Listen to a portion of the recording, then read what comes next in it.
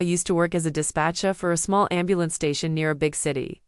One of our regular patients was a woman named Susan. She was in her 70s and needed dialysis 3 times a week, so we knew her well. She lived with her adult son David, and we talked to them often to schedule her rides.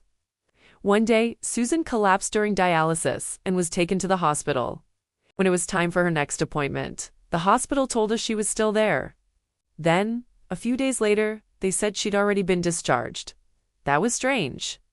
We were always the ones who transported her. We called David, he said Susan was sick and back in the hospital, so he canceled the trip. So the same thing happened again and again. Then David stopped answering his phone.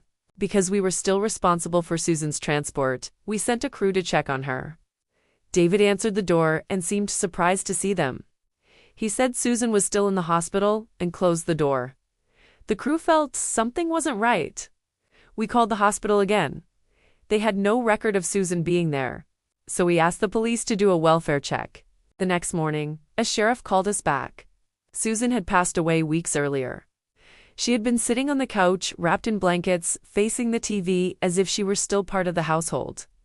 David had been talking to her, sitting with her, acting like nothing had changed. No one outside that house knew. And if we hadn't sent that crew, no one might have found out for a long time.